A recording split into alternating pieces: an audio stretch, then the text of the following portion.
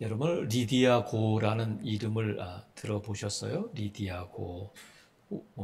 외국인 이름 같은데 어, 지난번 동경올림픽에서 골프에서 동메달을 땄는데 뉴질랜드 대표로 나왔어요.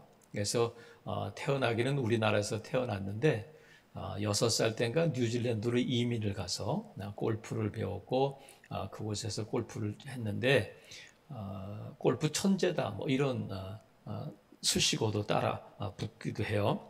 근데 이 리디오 고라는 이 골프 선수가 올림픽 때문에 동메달을 딴 것 때문에 신문에 난 것이었는데 며칠 전에 이 리디오 고라는 사람이 신문에 났더라고요. 뉴스에도 나오고. 근데 왜 그랬느냐면 우리나라 현대카드 부회장 아들과 사귀는 중이다. 뭐 사귀고 있다. 이런 기사가 났어요. 우리가 그런 경우를 보면 여러 가지 많이 생각이 듭니다만 먼저는 궁금한 것이 뭐냐면 젊은 남녀가 이렇게 만나서 연애를 하든 사귀든가 아니면 결혼을 하든가 하면 우리는 뭘 물어보냐면 어떻게 만났어? 이렇게 물어봐요.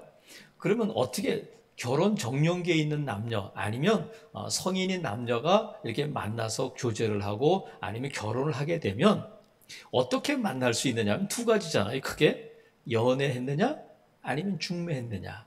연애 결혼이냐 중매 결혼이냐 이거를 물어보는데 결혼 정년기의 남녀가 만나서 결혼하는 방법은 두 가지예요. 여러 가지 뭐 그중에 크게 하면 연애하느냐 아니면 중매했느냐. 그래서 중매는 남녀가 이렇게 만나서 결혼할 수 있는 한 방법 중에 하나예요. 통로 중에 하나인데 우리 속담에 중매는 잘하면 술이 석잔이고 못하면 뺨이 석대다. 그런 말이 있어요. 그래서 중매를 잘하면 술이 석잔이고 또 잘못하면 뺨이 석대인데 오늘 본문에 보니까 사도 바울은 사도잖아요. 사도 바울은 자신의 사도직에 대해서 쉽게 뭐라고 설명하느냐 하면 내가 맡은 사도 직분은 중매쟁이 역할이다. 나는 중매자다. 이렇게 말하고 있어요. 그래서 이 중매자는 뭘 중매하고 있느냐면 2절에 보니까 내가 하나님의 열심으로 너희를 위하여 열심을 내노니 내가 너희를 정결한 처녀로 한 남편인 그리스도께 드리려고 중매함이로다. 그러니까 나는 너희를 정결한 처녀로 그리스도의 신부로서 너희를 중매하고 있다. 중매자다. 이렇게 말해요. 근데 이것은 사도 바울이 지금 사도 바울을 공격하고 있는 고린도 교회 성도들이나 아니면 거짓 사도들에 대해서 자랑하는 것 중에 하나예요. 지금 사도 바울을 계속 공격하니까 사도 바울은 불가피하게 자신을 좀 자랑하는데 그 중에 하나가 뭐냐면 나는 너희를 예수 그리스도 신랑 되신 예수 그리스도에게 중매했다. 이것을 자랑하고 있단 말이죠. 그래서 중매자는 젊은 남녀를 이렇게 소개해 준 것도 중매자지만 사도 바울은 자신의 직분, 사도직은 뭐냐면 중매자의 역할이다. 이렇게 좀 표현하고 있단 말이죠. 이 중매자는 예수 그리스도를 알지 못하는 사람들, 예수 그리스도를 알지 못하는 사람들과 예수 그리스도를 연결해 주는 역할이잖아요. 그래서 이 사도직 직분, 중매자의 역할, 거룩한 중매자의 직분은 사도 바울에게만 국한된 것이 아니라 예수 그리스도를 믿는 저와 여러분에게 주신 우리 주님의 지상 명령이에요. 예수님께서 부활 승천하실 때에 제자들에게 너희는 땅끝까지 이르러 내 증인이 되라. 모든 족속으로 제자를 삼으라. 온 천하에 다니며 복음을 전파하라. 중매자 역할을 하라는 거잖아요. 그래서 이것은 사도 바울에게 국한된 직분이 아니라 저와 여러분에게 주신 우리 주님의 지상 최대의 명령인데 그러면 하나님께서 저와 여러분에게 주신 이 사명을 감당하려면 중매자로서의 이 사명을 감당하려면 우리에게 무엇이 필요할까? 하나님께서 사도 바울에게 주신 것, 사도 바울을 통해서 말씀하시는 것을 통해서 우리가 정말 이 거룩한 중매자로서 이 사명을 감당하려면 우리에게 무엇이 필요할까? 이것을 통해서 저와 여러분이 잠깐 은혜를 나누려고 해요. 먼저는 뭐가 필요하냐면 열심이 필요하다. 열심.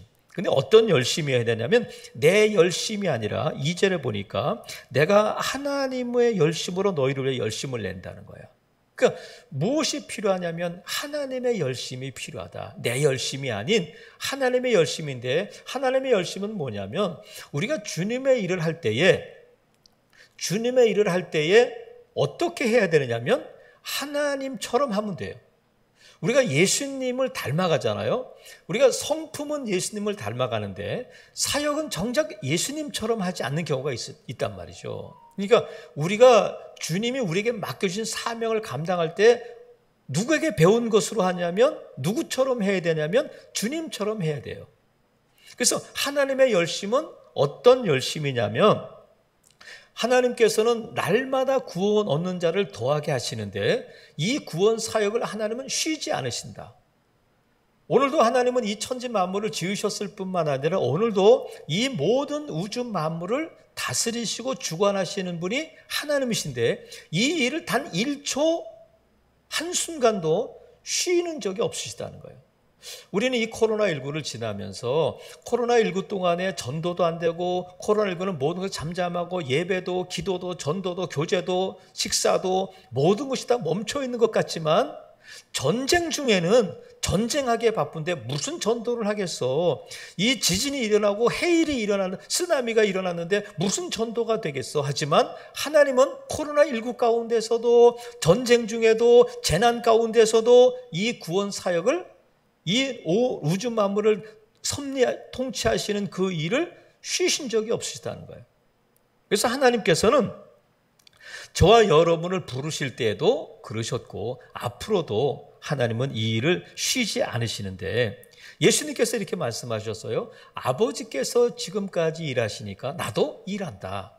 아버지께서 일하시니까 나도 일한다 하시면서 어떤 비유를 말씀하셨냐면 잃어버린 양에 대해서, 잃어버린 드라크마에 대해서, 잃어버린 아들에 대해서 누가복음 15장에 그 비유를 말씀하시잖아요. 그러니까 잃어버린 것을 찾는 목자, 잃어버린 드라크마를 찾는 여인, 잃어버린 아들을 기다리는 아버지. 이것을 통해서 하나님이 누구신지에 대해서, 하나님 아버지가 누구신지에 대해서 말씀하고 계신데, 다른 말로 하면 하나님은 열심히 일하시는데 결코 한 잃어버린 양을 포기하지 않으신다는 거예요.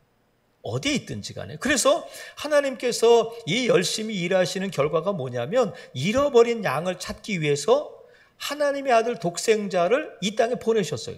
하늘에서 이 땅까지 오셔서 한 잃어버린 양을 찾아오셨는데 그 잃어버린 양을 찾는 열심이 무엇으로 나타나냐면 사랑으로 나타난단 말이죠.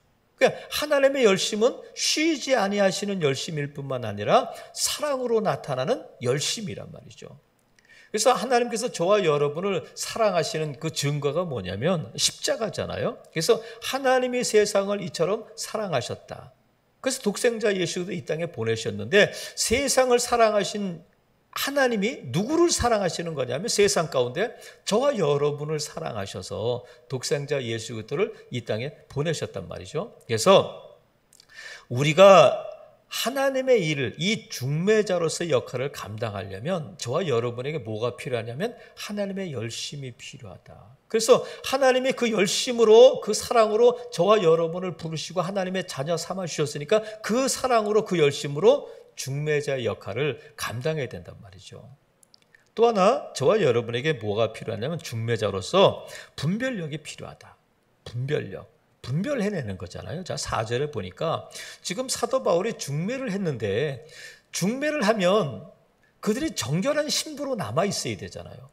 그런데 그들이 어떤 일이 있었느냐면 4절에 보니까 만일 누가 가서 우리가 전파하지 아니한 다른 예수를 전파하거나 혹은 너희가 받지 아니한 다른 영을 받게 하거나 혹은 너희가 받지 아니한 다른 복음을 받게 할 때는 너희가 잘 용납하는구나. 그래서 뭘 염려하느냐면 3절 뱀이 그 관계로 하와를 미혹한 것 같이 너희 마음이 그리스도를 향하는 진실함과 깨끗함에서 떠나 부패할까 두려워한다. 왜 더러워지고 왜 부패하느냐면 다른 것들이 섞여 있기 때문에 그렇다는 거야. 그래서 이것을 분별해낼 줄 알아야 돼요. 무엇이 다르냐면 다른 예수, 다른 복음, 다른 영이 있다. 여기서 다른 예수, 다른 복음, 다른 영 할 때에 여러분 보세요. 지금 다른 것이 여러 가지 의미가 있을 수 있어요. 조금은 비슷한 면이 있지만 조금 달라 이런 것도 있고 부분적으로 다른 것일 수 있어요. 본질적으로는 같은데 부분적으로 조금 다를 수 있다. 이런 의미가 있을 수 있는데 여기 본문에서 말하는 다르다, 다른 예수, 다른 복음, 다른 영일 때 이 다르다는 뜻은 뭐냐면 완전히 다르다는 거예요.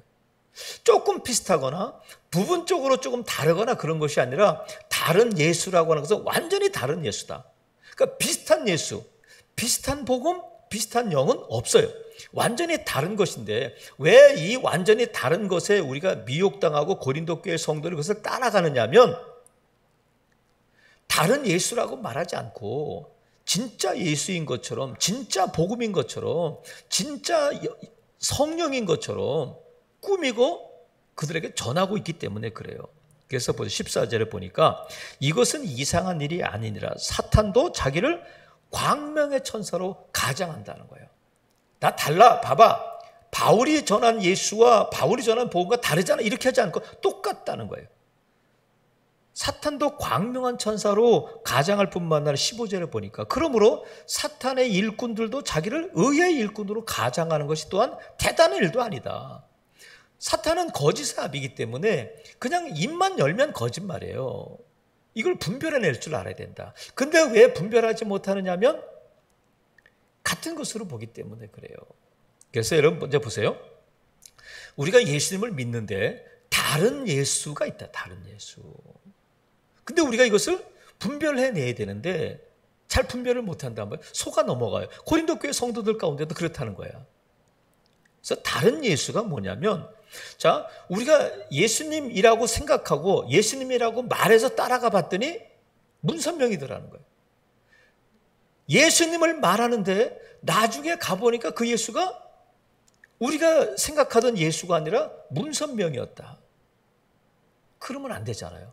근데 이단은 달을 이 끝단자를 쓰거든요. 그러니까 어디가 다르냐면 끝이 다른 거야. 시작은 똑같아요. 시작은 그럴듯해요. 시작은 같아요. 하지만 뒤에 가면 결론이 다른 거예요.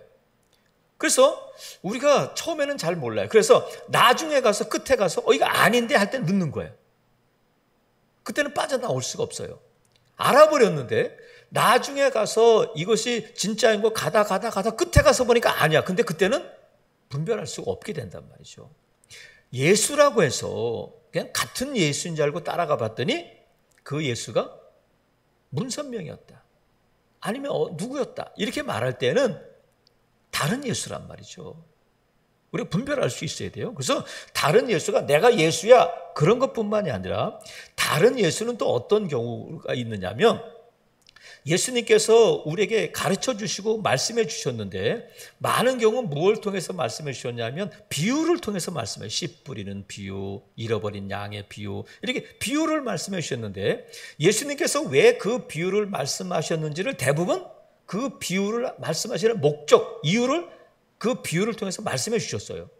그런데 이 비유를 자기 생각대로 자기 편한 대로 해석해서 비유풀이를 하면 그것은 다른 예수예요.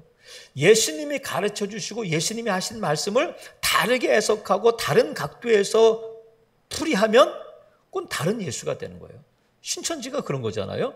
예수님이 말씀하신 비유를 풀어주는데 예수님께서 가르쳐 주신 대로가 아니라 자기 교리로 해석하면 다른 예수가 되는 거예요.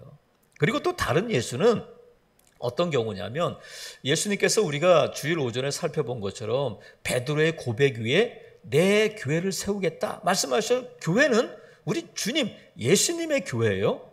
주님 분명히 말씀하셨어요. 그런데 이 교회가 주님의 교회라고 이름을 붙였는데 가서 보니까 교주가 있어. 하나님의 교회다. 안상홍의 교회다. 이름은 다른 예수가 되는 거예요. 그래서 우리가 이것을 분별해낼 줄 알아야 된단 말이죠. 또 하나 다른 예수는 어떤 거냐면 이단 같은 경우는 지금 다른 예수를 전하면 당연히 이단이잖아요. 다른 예수는 이단은 교회의 이 전통을 부정하는 교회의 역사를 부정하면 그건 다른 예수예요. 그러니까 막 기존 교회를 부정하고 기존 교회를 비난하고 기존의 목사들을 막 비난하고 정죄하고 요새 목사들은 못 써, 요새 교회들은 못 써면서 자기들만 옳은 것처럼 이렇게 기존 교회와 교회의 역사를 부정하는 곳은 100% 이단이에요. 이것은 다른 예수란 말이죠. 그래서 우리가 들을 때는 혹시 교회에 대해서 자기가 출석하는 교회 담임 목사에 대해서 좀 부정적인 생각을 갖고 있으면 유튜브를 보다가 여기가 신선하구나, 여기가 맞는 모양이다, 이렇게 생각할 수 있어요. 하지만 우리가 이 다른 예수, 다른 복음, 다른 영을 말할 때에 그 기준이 뭐냐면 말씀이어야 된다. 말씀을 통해서 이것이 정말 진짜 복음인가, 진짜 예수인가, 진짜 영인가를 분별할 수 있어야 되는데, 두 번째는 다른 것 중에 뭐가 있냐면 다른 복음이 있단 말이죠. 여기서 사도 바울이, 자 14절 보세요. 4절. 만일 누가 가서 우리가 전파하지 않은 다른 복음이 있다. 사도 바울이 전한 복음은 뭐냐면 너희는 오직 예수 그리스도를 믿는 믿음으로만 구원을 얻을 수 있다. 이것이 바울이 전한 복음이에요. 오직 믿음으로만, 오직 예수 그리스도를 통해서만 구원을 얻을 수 있다고 복음을 전했는데, 여기서 말하는 다른 복음은 어떤 복음이냐면 예수 그리스도를 믿어. 그래, 예수 그리스도를 믿으라는 거야. 근데 할례도 받아, 율법을 지켜야 돼 하면서 율법주의자들이 이 복음을 율법 안에 가두고 율법 아래에 예수님을 두게 되는, 이게 다른 복음이에요. 사도 바울은 오직 예수 그리스도를 믿는 믿음으로만 구원을 얻을 수 있다 가르쳤는데, 그들이 받은 복음은 그것이었는데, 거짓 사도들은 무엇을 말하면 유대주의자들이 아니 예수님을 믿으라는 거예요. 내가 예수님을 믿지 말라는 것이 아니라, 그래 예수님 믿으면 구원 받아. 근데 할례도 받아야 돼. 하나님은 우리가 율법을 주셨으니까 율법도 지켜야 돼. 아니 이게 뭐가 나쁜 거야 하면서 복음에다가 다른 것을 다 자꾸 더 씌워가지고 다른 복음을 만들어낸단 말이죠. 사랑하시는 성도 여러분, 우리가 분명히 알아야 될 것은 내가 말씀대로 살지 못할 때에 이런 미혹에 빠질 수 있어요. 너 그렇게 살면, 너 어떻게 교회 다니면서 그렇게 죄를 그렇게 살면 천국 못 가는 거야. 너 구원 못 받아. 이렇게 말하는 구원파가 그러잖아요.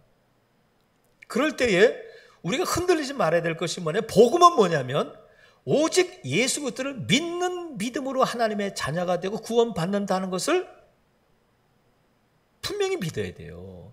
누가 뭐라든지 간에 내 선행을 통해서, 내가 율법을 지켜서, 내가 정말 말씀대로 잘 살아서 구원받는 것이 아니라, 구원받는 것과 구원받은 자로 말씀대로 사는 것은 다른 문제예요.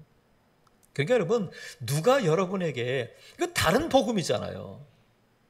천주교 같은 경우 선행을 해야, 신천지 같은 경우 13만 4천 명에 들어가야, 14만 4천 명에 들어가기 위해서 물불 안 가리고 전도해야, 전도 못하면 이 생명책에서 지워진다는 거예요. 이건 복음이 아니잖아요. 다른 복음이잖아요. 그들도 예수 그리스도를 말한단 말이죠. 사랑하시는 성도 여러분, 복음은 값없이 자격 없는 저와 여러분에게 예수님의 십자가를 통해서 하나님께서 저와 여러분을 사랑하셔서 아무것도 아닌 저와 여러분을 하나님의 자녀 삼아주셨다. 거기에 내가 한 것이 뭐 있으며, 내가 보탠 것이 뭐 있으며, 내가 거기에 대해서 내 권리를 주장할 수 있는 것이 아무것도 없단 말이죠. 이것이 저와 여러분에게 복음이 되고, 이것이 저와 여러분에게 위로가 되고, 이것이 저와 여러분에게 기쁨과 평강을 주는 줄로 믿으시기를 바랍니다. 그 외의 것은 다 다른 복음이라는 거예요. 그리고 또 뭐가 있느냐 하면 다른 영이 있다. 다른 영. 저와 여러분 안에 누가 계시냐면 성령 하나님이 계시잖아요. 성령님이 계시잖아요. 여러분, 영적인 존재는 세 가지가 있어요. 먼저는 하나님은 영이셔요. 그리고 천사도 영이야. 그리고 인간도 영적인 존재예요. 이 세 가지, 세 존재가 있는데, 하나님은 영이셔요. 그래서 영적인 존재로 천사를 만드셨는데, 이 영적인 존재의 천사가 하나님을 대적해서 타락한 천사가 사탄과 그의 졸개들이잖아요. 사탄 마귀 그 부하들을 악한 영 또는 귀신이라고 부른단 말이죠. 저와 여러분은 영적인 존재잖아요. 하나님이 영혼을 불어 넣어 주셔서 영적인 존재가 되었는데, 저와 여러분이 이 영적인 존재가 두 가지의 우리 안에 이 두 가지가 들어올 수 있어요. 먼저는 우리가 예수 그리스도를 믿는 순간 성령 하나님이 저와 여러분에게 오셔서 믿음을 주시고 예수님을 나의 구주로 고백하게 하셔요. 그리고 예수님을 안 믿을 때는 우리 안에 누가 있느냐면 악한 영이 우리를 지배하고 있단 말이에요. 그러니까 나한테는 아무것도 없어. 그런 건 없어요. 악한 영이냐, 귀신의 지배를 받느냐, 성령의 지배를 받느냐. 영적인 존재가 성령이 우리 안에 계신가, 악한 영이 우리 안에 있는가, 이 두 가지인데, 지금 이 거짓 사도들이 다른 예수, 다른 복음을 전하면서 그들에게 무엇을 주느냐면 악한 영이 그들 안에 거하도록. 여러분 생각해 보세요. 예수, 복음을 통해서 성령이 우리에게 그것을 믿게 하시는데, 다른 예수, 다른 복음을 믿게 하는 것은 뭐예요? 다른 영이지, 악한 영이란 말이죠. 그래서 여러분, 우리가 귀신이 있어요, 없어요? 귀신이 있지. 우린 좀 악한 영이라고 부릅니다만, 귀신이 있으면, 악한 영이 있으면 성령 하나님도 계신 거예요. 성령 하나님은 하나님의 영이에요. 그리스도의 영이야. 그래서 성령 하나님이 저와 여러분 안에 계시면 이 복음을 믿게 하고 예수님을 믿게 하고 하나님의 자녀가 되게 하실 뿐만 아니라 저와 여러분에게 믿음을 주셔서 이 세상을 이기고 죄를 이기고 사탄을 대적할 수 있는 능력도 주실 뿐만 아니라 저와 여러분이 하나님의 자녀라는 것을 보증을 누가 서주냐면 성령께서 인쳐주시고 보증이 되어주시는 거예요. 그래서 우리가 저와 여러분이 성령이 저와 여러분을 성전 삼고 계시다는 것을 믿으셔야 돼요. 근데 우리가 다른 복음, 다른 예수를 믿게 되면, 따라가면 악한 영이 우리 안에 들어오게 된단 말이죠. 그래서 이 분별이 필요하다. 이게 지금 악한 영이냐? 아니면 성령이냐? 이것이 악한 영의 역사냐? 성령의 역사냐? 하나님의 음성이냐? 악한 영의 음성이냐를 우리가 분별할 수 있어야 된다. 왜 분별해야 되냐면 사탄이 광명한 천사로 성령인 것처럼 그렇게 한다는 거예요. 그래서 여러분, 이 다른 것을 분별할 수 있는 기준은 뭐냐면 아까 말씀드린 것처럼 말씀이에요, 말씀. 근데 지금 이 고린도 교회 성도들은 말씀을 모르겠어요? 말씀을 알잖아. 근데도 미혹당하는 거예요. 예수 그리스도를 안 믿는 사람들의 문제가 아니라 예수 그리스도를 믿는 사람들이 다른 복음, 다른 예수를, 다른 영을 따라가고 있다는 거예요. 그래서 우리가 정말 철저하게 말씀 안에 바로 서지 못하면 그냥 미혹당하는 거예요. 그래서 여러분, 우리가 말씀을 읽고 배우는 일에 힘을 써야 되는데 말씀을 가르친다고 하는 곳에 우리가 또 끌려다니는 경우가 있어요. 성경 공부할래? 성경 배워야 돼 하면서 신천지 같은 경우는 공부방을 만들잖아요. 근데 여러분, 교회에서 성경을 배운다는 것이, 어떤 분들은 그래요. 우리 교회는 성경 공부가 없어, 이렇게 말하는 분들도 있어요. 근데 여러분 보세요. 여러분이 설교를 들을 때에 그냥 아멘, 은혜 받았으면 이렇게 끝내지 마시고 설교만 제대로 잘 들으면 대부분의 성경 공부가 끝나는 거예요. 자, 보세요. 새벽에 우리는 열왕기하 강해를 하는데 한 절 한 절 읽어가면서 강해를 해요. 열왕기하가 끝나면 또 다른 성경을, 지금까지 거의 상당히 많은 성경을 배웠어요. 또 수요 예배 오늘처럼 고린도 후서를 강해하잖아요. 고린도 후서 전에는 고린도 전서를 했고, 그럼 고린도 후서를 이것도 한 절 한 절 하면서 지나가지 않고 1장부터 1절부터 끝까지 본문에 대해서 오늘 제가 여러분에게 사도 바울에 대해서 고린도 교회 거짓 사도들의 공격에 대해서 이런 것들이 다 성경에 나오는 우리가 혼자 읽으면 이해할 수 없는 부분들을 풀어서 지금 말씀해 드리잖아요. 그리고 주일 오후 같은 경우는 우리가 잠 쉬고 있습니다만 일주일에 성경 한 권씩 첫째 주는 창세기, 그 다음 주는 출애굽기에서 성경 전체를 개괄적으로 이렇게 볼 수 있도록 여러분 이것을 정말 이것보다 더 좋은 성경 공부가 어디 있겠어요.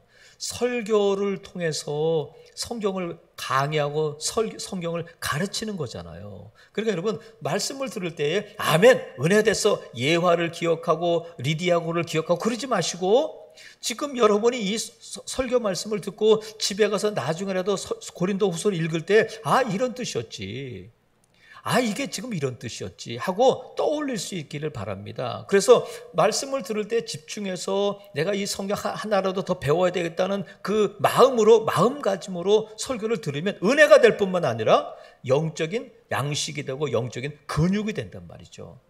그럴 때 우리가 분별할 수 있어요. 제가 전에도 말씀드렸잖아요. IMF가 터졌을 때에 저는 IMF가 터질 때 직장에 있었어요. 그래서 은행이 문을 닫고 증권회사가 문을 닫고 회사가 문을 닫고 하는 것을 현장에서 봤어요. 그때 많은 사람들이 직장을 잃었는데 한 은행에 다니던 임원이 이제 은행이 문을 닫으면서 직장을 그만뒀는데 이제 이사로 그만뒀어도 직급을 많이 낮춰서 가야 새로운 직장을 갈 수 있잖아요. 그래서 몇 달 동안 쉬다가 이분이 은행에 취직을 했는데 어떤 일이냐면 외국계 은행에서 취직을 했는데 그가 맡은 일이 뭐냐면 위조 지폐를 감별하는 일인데 한 달 동안 그 수습 기간이 있었다고 그래요. 한 달 동안 이제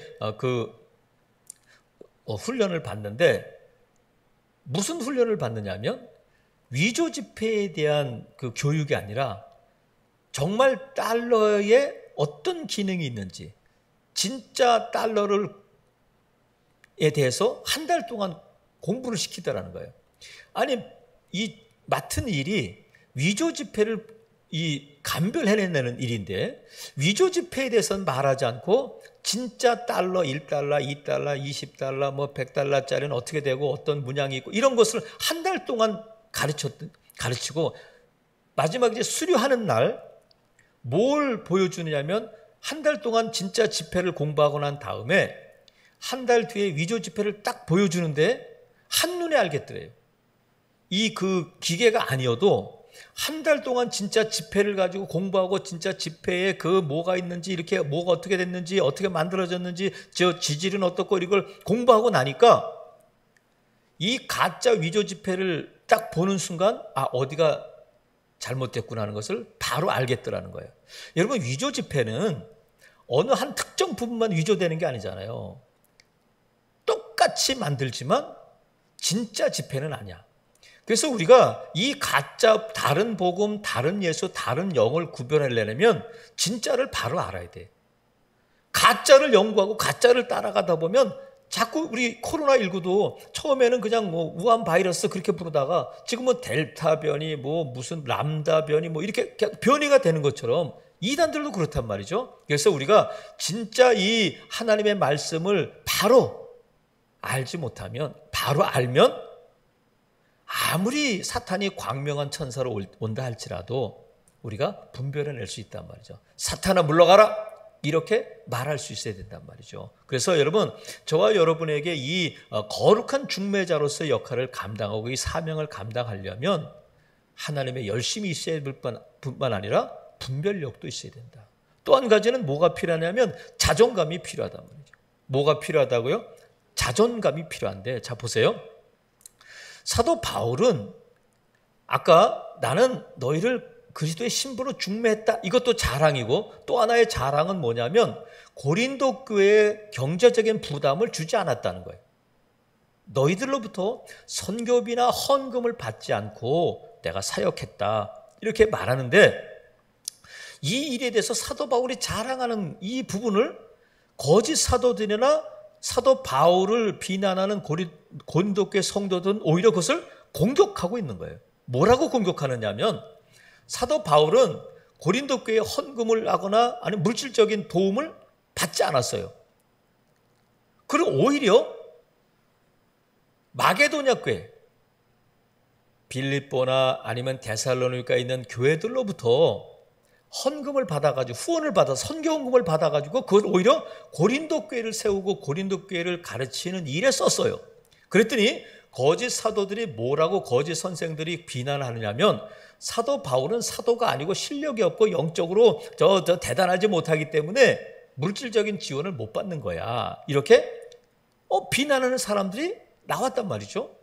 그러면서 또 사도 바울에 대해서 사도 바울이 우리 고린도 교회에다가 헌금을 요청하지 않는 걸 보니까 나를 도와주세요. 너희를 선교헌금을 해라. 이렇게 말하지 않는 것을 보니까 우리를 사랑하지 않기 때문에 그러는구나. 그렇게 오히려 비난하는 자들이 있었다는 거예요. 그래서 사도 바울은 그들의 비난에 대해서 하나님이 아신다. 이렇게 간단하게 답하고 있는데 사도 바울이 마게도냐 교회들로부터 선교헌금을 받아가지고 고린도 교회를 섬기니까 그들이 뭐라고 말하냐면 8절 보세요. 내가 너희를 섬기기 위해 다른 여러 교회에서 비용을 받은 것은 탈취한 것이다. 과격한 표현이잖아요.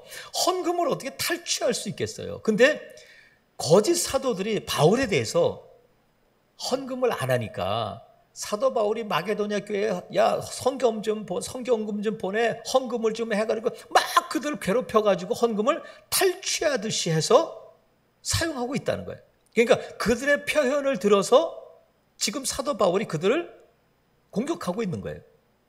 그래, 내가 너희를 섬긴 것은 내가 정말 마게도냐 교회에 내가 손 내밀고 부탁하고 해서 그 헌금으로 너희를 섬기고 있는 거다. 탈취했다고? 그래, 난 탈취해서라도 너희를 섬기고 있는 거야. 이렇게 지금 말하고 있단 말이죠. 그래서 하지만 사도 바울이 정작 이 고린도 교회로부터 물질적인 후원을 받지 않고 재정적인 지원을 받지 않는 더 본질적인 이유는 어디 있느냐면 12절에 있어요. 12절에 보니까 나는 내가 해온 그대로 앞으로도 할 거야. 앞으로도 너에게 재정적인 후원을 요청하지 않을 거야. 왜냐하면 기회를 찾는 자들이 그 자랑하는 일로 우리와 같이 인정받으려는 그 기회를 끊기 위해서라는 거야. 자, 이게 무슨 뜻이냐면 지금 거짓 사도들은 사도 바울이 고린도 교회에 이 재정적 지원을 요청하지 않고 헌금을 받지 않는 것에 대해서 공격을 하고 있어요. 그는 사도도 아니고 실력도 없고 그 설교가 은혜가 안 되니까 헌금을 안 하는 거잖아. 요청을 아예 안 하는 거예요. 자신이 없으니까. 이렇게 말하는데 그렇게 말하는 거짓 사도들은 고린도 교회로부터 이 헌금을 받고 사례를 받고 유급으로 지금 사역하고 있어요. 근데 사도 바울은 지금 무급으로 고린도 교회의 지원을 안 받고 사역하고 있으니까 만약에 사도 바울이 그래, 나는 뭐 너희들에게 비용을 청구하거나 너희들의 도움을 요청할 자격이 없겠어? 그래, 알았어. 그럼 나도 너희들이 주는 사례를 가지고 사역할게 하면 그렇게 되면 어떻게 되냐면 지금 이 거짓 사도들이 유급으로 사역하는 것을 정당화시키게 되는 것이 되기 때문에 사도 바울은 나는 앞으로도 너희들로부터 이 물질적인 지원을 받지 않겠다. 이렇게 말한단 말이죠. 우리가 생각할 때에는 그리고 또 심지어 뭐라고 말하냐면 우리가 지난주에도 살펴봤잖아요. 사도 바울에게 대해서 지금 계속되는 비난이 뭐냐면 말도 잘 못해. 사도 바울은 말도 못해. 6절 보세요. 6절 보니까 내가 비록 말에는 부족해. 그래, 나 말재주 없다. 나 유창하게 말은 잘 못해. 하지만 나는 지식에는 그렇지 않다. 자, 권투 선수가 권투 시합에 나갈 때 상대방을 연구해요. 비디오를 보고 전에 했던 경기를 잘 보면서 뭘 연구하냐면 자료를 분석하고 조사해가지고 뭘 연구하냐면 내가 상대하는 상대방 선수의 약점이 어딘가, 턱이 약한가, 아니면 바디가 약한가, 아니면 턱이 약한가, 머리가 약한가 해서 저 선수가 어디를 맞고 다운됐는가를 계속 중점적으로 연구해요. 그래서 어떻게 하냐면 배가 좀 약하다 하면 어디를 공격해야 되겠어요? 배를 공격하는 거야. 만약에 턱이 약한데 턱 한 대 맞고 쓰러졌다 그러면 코치는 계속 뭐라고 얘기해? 턱을 공격해. 턱을 공격해. 그러니까 약한 부분을 계속 공격하는 거예요. 그러면 사탄이, 악한 사탄은 어디를 공격하겠어요? 저와 여러분을 공격할 때 약한 부분을 공격하는 거지. 약한 부분을. 그러니까 사도 바울이 나 말 못해. 계속 그걸 공격하는 거예요. 근데 사도 바울은 그래 나 말 못하니까 나 관두겠어 이러지 않고 하나님이 바울에게 주신 장점, 지식에는 그렇지 않다. 나는 로마 시민이다 하면서 하나님이 자신에게 주신 강점을 내세우고, 사도 바울은 하나님이 주신 강점으로 사역하는 사도란 말이죠. 이게 뭐냐면 자존감이야. 너 말 못하지? 너 못생겼지? 너 외모가 왜 그래? 아니 목사가 그래가지고 되겠어? 할 때에 맞아 나는 목사가 아닌가 봐. 그러지 않고 아니야. 하나님이 날 사도로 세우셨어. 우리 주님이 나를 만나주셨어. 내가 말에는 좀 그렇지만 지식에는 그렇지 않아. 능력에 있어서는 그렇지 않아. 하면서 자기의 강점을 말한단 말이죠. 이게 뭐냐면 영적 자존감이에요. 악한 것들이 우리를 계속 약한 부분을 공격해. 그러면 그것을 맞으면서 아유 나는 안 되겠다. 이러다 내 죽겠다. 나는 목사가 아닌가 보다. 하나님이 나를 부르시지 않았는가 하고 포기하게 되는 거예요. 사탄이 그걸 알아. 그래서 끊임없이 우리의 약한 부분을 공격한단 말이죠. 그럴 때에 어떻게 되냐면 에베소서 4장 26절 27절에 보니까 분을 내어도 죄를 짓지 말며 해가 지도록 분을 품지 말라. 왜냐하면 마귀에게 틈을 주지 말라 이렇게 말씀. 그러니까 분을 낼 수, 화를 낼 수 있잖아요. 분노에는 거룩한 분노도 있으니까 만약에 우리 안에 분노가 없으면 어떻게 되겠어요? 필요해요. 하지만 화를 냈으면 밤새 그 화를 품고 있지 말고 풀어버리라는 거예요. 화해를 하든지 아니면 해결해야 된다. 왜냐하면 마귀가 틈을 탄다는 거예요. 그 약한 부분을 계속 공격해요. 우리 대한민국 사람들은 특별히 욱하는 게 있어서 아우 누구나 다 그래. 우리 대한민국 사람들 가운데 이 화병 없는 사람이 어딨어. 그렇게 말하잖아요. 하지만 마귀는 우리의 약한 부분을 알기 때문에 내가 분노를 잘 일으키면 계속 그 분노를 건드리는 거예요. 분노하도록. 그럼 어떻게 해요? 나는 이 분노가 약점이다 하면 말씀하신 대로 빨리 풀도록 해야 돼요. 그리고 우리 가정을 지키고 교회를 지키려면 약한 부분이 뭔가 그 틈을 주면 안 돼. 부부 사이에 틈이 생기면 안 돼요. 교회에 틈이 생기면 안 돼. 그래서 우리가 주님의 몸 된 교회이고 하나님이 나를 사랑하시고 예수님의 피로 값주고서 난 하나님의 자녀다 하는 영적인 자존감이 있어야 돼요. 내게 직분을 맡겨주신 분은 하나님이시다. 너 그래가지고 어떻게 직분을 감당하겠어? 너 그래가지고 집사 맞아? 할 때에 악한 것이 계속 너 그렇게 화를 잘 내가지고 너 그렇게 시기 질투가 많아가지고 어떻게 하겠어? 할 때에 우리가 그것에 넘어가면 안 돼. 물론 틈을 주지 않도록 우리가 빨리 그것을 해결해야 돼. 주님의 도우심을 구하고 또 우리가 분을 내어도 밤새도록 해가 지도록 분을 품으면 안 된단 말이죠. 그래서 저와 여러분이 이 영적인 자존감이 있어야 돼요.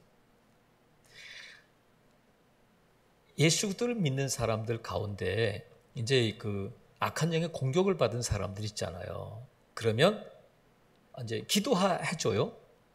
이제 악한 영을 쫓아내기 위해서 이렇게 사람들이 모여서 예배도 하고 기도도 하는데 예배하고 기도할 때에 악한 영이 이렇게 말하는 경우가 있어요. 너 갖고는 안 돼. 더 센 거 데리고 와. 그러면 전도사가 목사가 막 기도하다가 막 들킨 것처럼 너 갖고는 안 돼. 그러면 우리 마음속에 얘가 어떻게 내 믿음 없고 내 능력 없는 걸 어떻게 알았지 하면서 그만두는 거예요. 심지어는 너 그런 죄를 지적해. 너 그런 죄를 짓고 무슨 기도를 한다고 하나님의 종이라고 그럴 수 있어? 그러면 거기서 무슨 말을 하겠어요? 부끄럽고 정말 창피하기도 해서 주기도문을 마칩시다 하고 끝내는 거예요. 하지만 여러분, 영적 자존감은 뭐냐면, 그래 내가 죄 졌다, 그래 나 능력 없어. 하지만 우리 주님이 예수 그리스도의 이름이 능력이지 내 능력이 아니잖아요. 기도 외에는 이런 종교가 나갈 수 없다고 하시니까 우리 주님의 그 말씀 붙들고 기도하는 거지, 내 능력으로 어떻게 악한 영을 대적할 수 있겠어요? 이게 영적인 자존감이에요.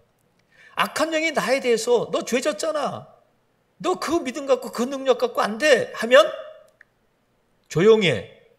예수님의 이름으로 명한다. 예수님이 내게 권세를 주셨고 하나님이, 주의 영이, 주의 성령이 내 안에 계셔. 성령님이 능력을 주신다. 이게 영적인 자존감이에요. 흔들면 안 된단 말이죠. 그래서 우리가 영적인 중매자의 역할을 한다는 것은 영적 싸움의 현장에 있는 거잖아요. 그럴 때 저와 여러분에게 하나님의 열심도 있어야 되고, 또 우리가 하나님께서 주신 영적인 자존감을 갖고 있어야 되고, 또 분별력을 갖고 있어야 된단 말이죠. 사랑하시는 성도 여러분, 내 능력으로 하는 것이 아니라 주님의 능력, 성령의 능력임을 믿으시기를 바랍니다. 그래서 저와 여러분은 이 영적인 자존감을 가진 거룩한 중매자란 말이죠. 설교 시작할 때 말씀드렸어요. 중매를 잘하면 술이 석잔이고 중매를 잘 못하면 뺨이 석대라는데, 이 거룩한 중매자는 술이 석잔이 아니라 하나님이 뭘 약속해 주셨냐면, 많은 사람을 옳은 대로 돌아오게 한 자는 별과 같이 영원토록 빛나리라. 다니엘 12장 3절에 있는 말씀처럼 술이 석잔 양복이 한 벌 문제가 아니라 별처럼 영원토록 빛나게 하신다는 거야. 누구에게? 많은 사람을 옳은 대로 돌아오게 한 영적인 거룩한 중매자에게 하나님이 이런 상을 주신다는 거야. 이것은 하나님께서 저와 여러분에게 이 상을 주시기 위해서 이런 직분을 주신 줄로 믿습니다. 여러분, 코로나19에 이 어려운 때에, 경제가 어려운 때에 무슨 전도가 되겠어? 그렇지 않아요? 하나님의 열심은 오늘도 계속된다. 아무쪼록 저와 여러분이 하나님의 이 열심, 사랑으로 나타난 열심을 가지고, 또 말씀을 통한 분별력을 가지고, 또 하나님이 주신 영적 자존감으로 이 중매자의 역할을 감당할 때에 하늘의 별처럼 빛나는, 하나님이 주시는 그 놀라운 상급을 받는 저와 여러분 될 수 있기를 주님의 이름으로 축복합니다. 아멘. 기도하겠습니다.